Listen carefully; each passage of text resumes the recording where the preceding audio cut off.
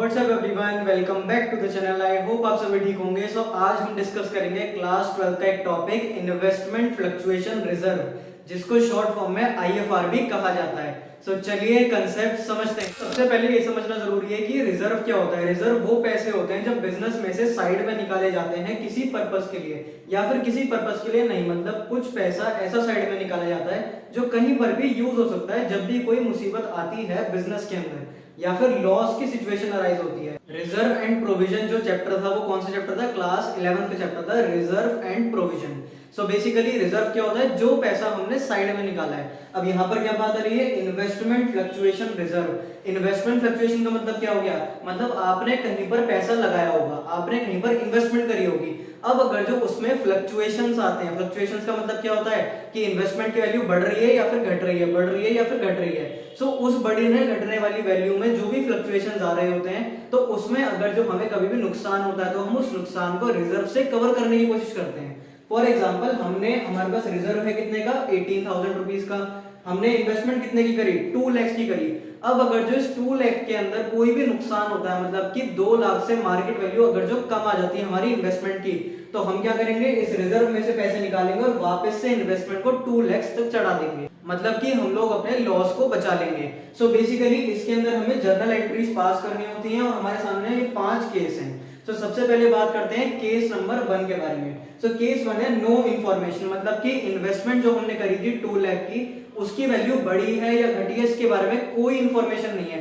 सो इस केस में क्या करेंगे? अगेन WCR की तरह IFR account debit to old partners capital account in their old ratio. So basically अब की बार रिजर्व का कोई यूज ही नहीं हुआ क्योंकि हमें कोई इन्फॉर्मेशन गिवन ही नहीं है इन्वेस्टमेंट की। तो हम क्या करेंगे? 18,000 जो रिजर्व था उस रिजर्व को डायरेक्टली बांट देंगे पार्टनर्स में। So IFR account debit to partners capital account in their old ratio. ये था हमारा केस नंबर 1। उसके बाद आता है केस नंबर 2, जिसके अंदर बोल रखा है मार्केट वैल्यू जो है वो 2 लाख की हो गई। हमने लगाए कितने थे? 2 लाख। अब मार्केट वैल्यू कितनी है? 2 लाख। सो इस टाइम पे भी रिजर्व का कोई यूज नहीं होगा। जब भी रिजर्व का कोई यूज नहीं होता है तो उस टाइम पे भी हम क्या करते हैं? पार्टनर्स में बांट देते हैं जो भी हमने रिजर्व बनाया होता है। सो इसके अंदर में क्या लिख रहा है? Same as above case number 1, मतलब IFR account debit to partners capital account in their old profit sharing ratio. Question में आपको दोनों रेशियोज गिवन होंगी, ओल्ड भी और न्यू भी, तो याद रखना हमेशा ओल्ड में बांटा जाता है। उसके बाद हमारा केस नंबर 3 आता है जिसमें मार्केट वैल्यू हो गई है 191। लगाए कितने थे हमने? 2 लाख। कितने हो गए? 191। तो अब हमें हुआ है नुकसान। कितने का नुकसान हुआ है? 9,000 रुपीज का हुआ है नुकसान। सो इस नुकसान को कवर करने के लिए ही हमने ये रिजर्व बनाया था 18,000 का। सो इस केस में क्या करा जाएगा? इस केस के अंदर फिर हम क्या करेंगे? आईएफआर अकाउंट डेबिट कितने का रिजर्व था? 18,000 का। उसमें से हमें कितने पैसे डालने पड़ रहे हैं हमारी इन्वेस्टमेंट की वैल्यू को ऊपर बढ़ाने के लिए? तो हमें बेसिकली 9,000 रुपीज डालने पड़ रहे हैं इन्वेस्टमेंट के अंदर ताकि उसकी वैल्यू बढ़ सके। इस केस में एंट्री क्या होगी? IFR account debit to investment account और टू पार्टनर्स कैपिटल अकाउंट, मतलब कि हमने 18,000 में से 9,000 रुपए तो इन्वेस्टमेंट में डाल दिए। सो दैट 191 प्लस 9,000 कितने हो जाएंगे? 2 लाख अगेन। सो हमारी जो इन्वेस्टमेंट की वैल्यू वापस से ऊपर चढ़ जाएगी। तो जो बच गए, मतलब 18 में से 9 तो चले गए इन्वेस्टमेंट के अंदर, जो बच जाएंगे वो पार्टनर्स कैपिटल अकाउंट में बांट दिए जाएंगे। मतलब कि 18 में से 9 चले गए इन्वेस्टमेंट के ऊपर और उसके बाद जो बच गए वो पार्टनर्स में बांट दिए। नेक्स्ट पॉइंट आता है हमारे सामने, नेक्स्ट केस आता है जिसके अंदर मार्केट वैल्यू हो गई है 2,18,000। अब ये 2,18,000 का क्या मतलब है? इसका मतलब ये है कि जहां आपने पैसे लगाए थे 2 लाख रुपए, उसकी वैल्यू बढ़ गई। अगर जो वैल्यू बढ़ गई तो जो रिजर्व है, जो लॉस के टाइम के लिए बनाया था, उसका कोई यूज नहीं है। तो सबसे पहला काम क्या करेंगे? उस रिजर्व को बांट देंगे। तो आईएफआर अकाउंट डेबिट 18,000 का बांट दिया जाएगा to partners capital account in their old profit sharing ratio. So basically इस रिजर्व को बांट देंगे। उसके बाद एक और एंट्री बनेगी इसके अंदर, investment account debit to revaluation. अब ऐसा क्यों हो रहा है? इन्वेस्टमेंट जो है, इन्वेस्टमेंट हमारा एसेट है और जब भी एसेट बढ़ता है तो रिवैल्यूएशन अकाउंट क्रेडिट हो जाता है। अब ये रिवैल्यूएशन अकाउंट की बात है, जो एक और वीडियो बना रखी है रिवैल्यूएशन अकाउंट की, अगर वो वीडियो आपने नहीं देखी तो जरूर देखना, जिसमें रिवैल्यूएशन अकाउंट के बारे में समझा रखा है कि जब भी एसेट बढ़ते हैं रिवैल्यूएशन अकाउंट में क्रेडिट हो जाते हैं, जब भी घटते हैं सो डेबिट हो जाते हैं। सो बेसिकली अब हमारे इन्वेस्टमेंट एक एसेट है, इसकी वैल्यू बढ़ी है। अगर जो वैल्यू बढ़ी है तो रिवैल्यूएशन क्या हो जाएगा? क्रेडिट हो जाए। Investment account debit to revaluation account. उसके बाद अगली वाली एंट्री बिल्कुल आसान है, इसके अंदर क्या करना होगा, जितने से रिवैल्यूएशन अकाउंट आपका क्या होगा, क्रेडिट, नेक्स्ट लाइन में उतने से ही कर देना क्या, डेबिट, और पार्टनर्स क्या हो जाएंगे सामने से, क्रेडिट। सो बेसिकली इस केस में 3 एंट्रियां पास होंगी। अब कैसे कैसे पास होंगी, देखो आपने लगाए थे 2 लाख रुपए, अब उसकी वैल्यू हो गई है 2,18,000, तो भाई रिजर्व का तो कोई यूज नहीं है। जैसे ही रिजर्व का कोई यूज नहीं होगा तो सबसे पहले रिजर्व को बांट के खत्म करो। सो हमने क्या करा, रिजर्व को बांट के खत्म कर दिया, IFR account debit to partners. उसके बाद जब भी हमें फायदा होता है तो रिवैल्यूएशन अकाउंट हो जाता है क्रेडिट किसी भी एसेट पे।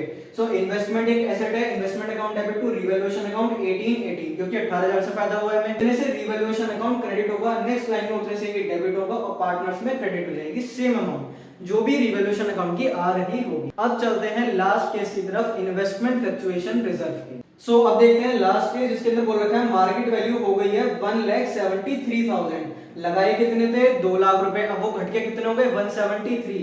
इस लॉस को बचाने के लिए ही हमने क्या बनाया था, रिजर्व बनाया था, इन्वेस्टमेंट फ्लक्चुएशन रिजर्व 18,000 का। अब एक बार इसका डिफरेंस निकालते हैं, तो 2 लाख में से जब हमने 173 को माइनस करा तो माइनस करके क्या आ जाएगा, 27,000, जिसकी कैलकुलेशन वीक है भाई, तेज करो। उसके बाद 27,000 आ जाएगा। सो 27,000 तो इसमें आ गया नुकसान। हमने साइड में कितने निकाले थे पैसे, 18,000, तो अभी भी 9,000 रुपए की आ गई कमी। सो जब कभी भी हमारे सामने कमी आ जाएगी और हमारे एसेट की वैल्यू कम हो जाती है, सो उस टाइम पे रिवैल्यूएशन अकाउंट क्या हो जाएगा, डेबिट। 2 लाख की 2,18,000 हो रही थी तो हमें फायदा हो रहा था, रिवैल्यूएशन अकाउंट क्रेडिट हो रहा था। इस टाइम पे हमें नुकसान हो रहा है, कितने का नुकसान हो रहा है, 9,000 का नुकसान हो रहा है। कैसे, क्योंकि हमें नुकसान तो प्रॉपर हो रहा है 27,000 का, लेकिन उसमें से 18,000 रुपए का जो रिजर्व बनाया था वो पैसे बच गए हमारे। अगर वो बच गए तो अब एक्चुअल में नुकसान कितने का हुआ, सिर्फ 9,000 का हुआ। तो इस टाइम पर रिवैल्यूएशन अकाउंट क्या हो जाएगा, डेबिट हो जाएगा। सो अब देखते हैं क्या एंट्री बनी है इसकी, आईएफआर अकाउंट डेबिट 18,000 रुपए, और रिवैल्यूएशन अकाउंट कितने से डेबिट होगा, जितने से नुकसान हुआ है हमारा, कितने से, 9,000 से।